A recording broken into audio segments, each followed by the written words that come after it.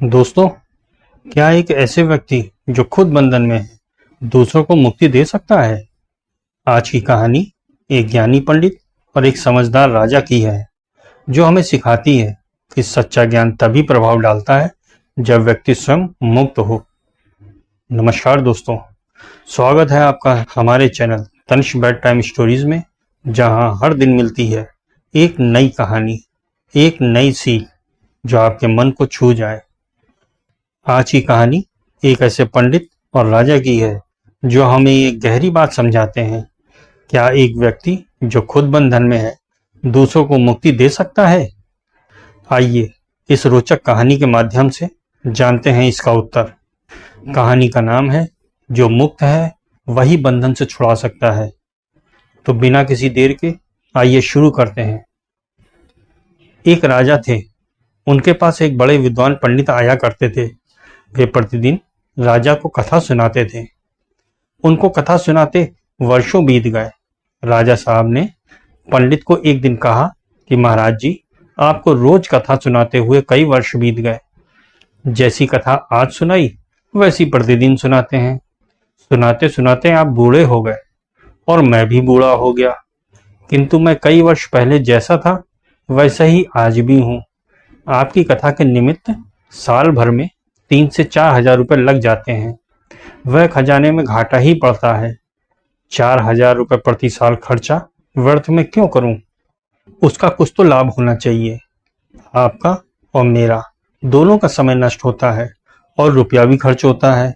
इसका उपाय बताइए कि सुधार क्यों नहीं होता? जबकि आपकी बातें मैं सुनता हूँ, आप वैराग्य, भक्ति, ज्ञान की बातें करते हैं, किंतु आपकी बातों को सुनकर ना तो मैं भक्त बना, न ज्ञानी, न सदाचारी और ना ही योगी। आप इसका उत्तर 1 महीने के अंदर दें। यदि 1 महीने के अंदर इसका उत्तर नहीं मिलेगा तो यह कथा बंद कर दी जाएगी और आपका वेतन बंद हो जाएगा। आपको अपनी जीविका का दूसरा रास्ता देखना पड़ेगा। यह सुनकर पंडित जी के होश गुम हो गए। पंडित जी विचार करने लगे कि मैं इसका क्या जवाब दूं। पंडित जी इसी चिंता में मग्न हुए जा रहे थे कि रास्ते में उन्हें एक सच्चे महात्मा मिले। वे बड़े विरक्त और त्यागी थे। उनके चित्त में बड़ा वैराग्य था। वे वास्तव में बड़े उच्च कोटि के पुरुष थे। पंडित जी का चेहरा उदास देखकर उन्होंने पंडित जी से पूछा कि क्या बात है? पंडित जी बोले, बात यह है कि 1 महीने के बाद हमारी रोजी रोटी यानी जीविका बंद होने जा रही है। महात्मा ने पूछा, क्यों? उन्होंने बताया कि राजा ने मुझसे एक प्रश्न पूछा है और उसका उत्तर मेरे पास कोई नहीं है।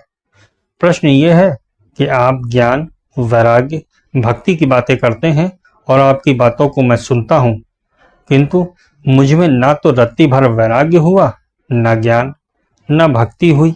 इसका उत्तर दीजिए, नहीं तो यह खर्चा मैं बंद करूंगा।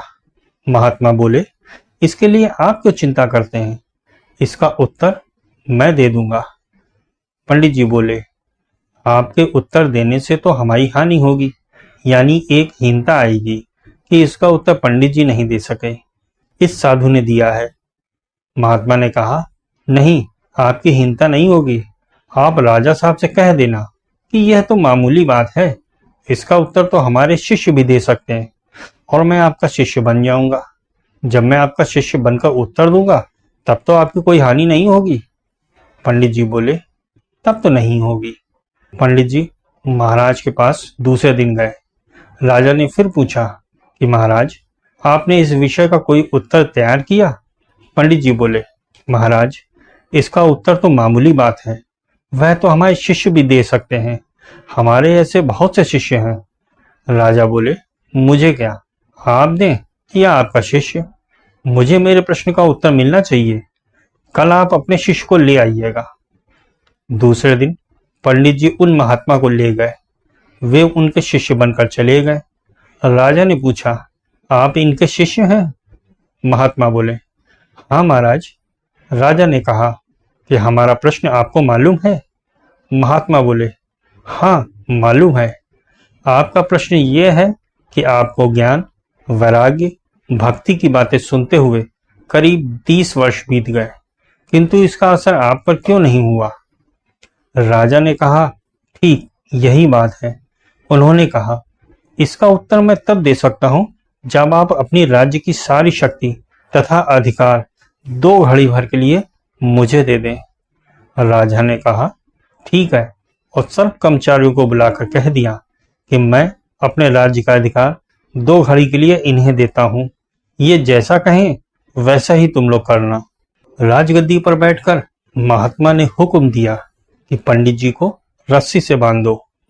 उन्होंने उनको बांध दिया, फिर आज्ञा दी कि दूसरी रस्सी लाकर इस राजा को बांध दो। आज्ञा के अनुसार राजा भी बांध दिया गया। दोनों सोचते हैं कि ये क्या कर रहे हैं, कुछ समझ में नहीं आ रहा। तब महात्मा पंडित जी से बोले, पंडित जी, आपने राजा साहब को इतने दिन तक कथा सुनाई, अब उनसे कहिए कि मैं तकलीफ में हूं, मेरी रस्सी खुलवा दें। पंडित जी ने राजा साहब से कहा, मेरी रस्सियां खुलवा दो। राजा ने कहा, मैं कैसे खुलवा दूं? पंडित जी बोले, तो आप खोल दें।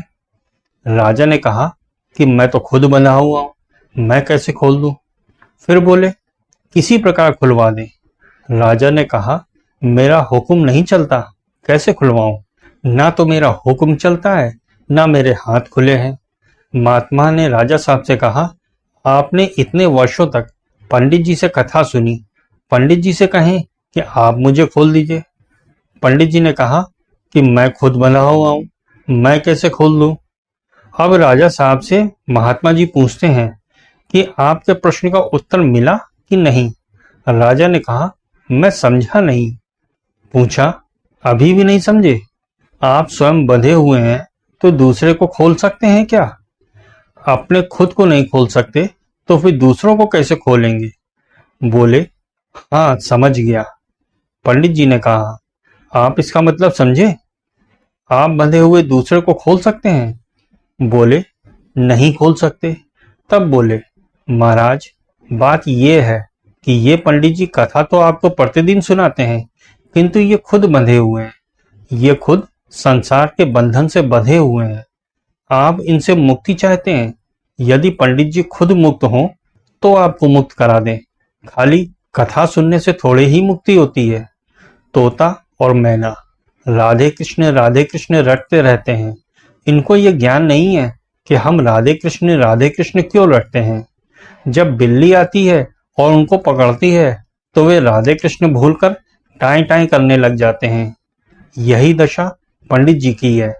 ऐसी परिस्थिति में पंडित जी आपको कैसे छुड़ा सकते हैं?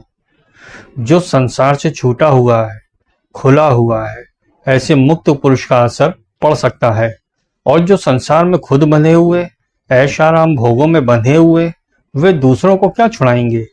ऐसा पुरुष होना चाहिए जिसका संसार में तीव्र वैराग्य हो।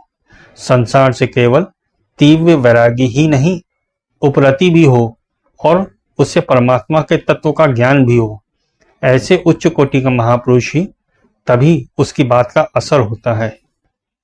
तो दोस्तों, अगर आपको ये कहानी पसंद आई हो तो जरूर लाइक कीजिए, अपना फीडबैक कमेंट में बताइए और तनिष्क बेड टाइम स्टोरीज को सब्सक्राइब करना ना भूलिए, ताकि हर रात एक नई कहानी आप तक जरूर पहुंचे। धन्यवाद।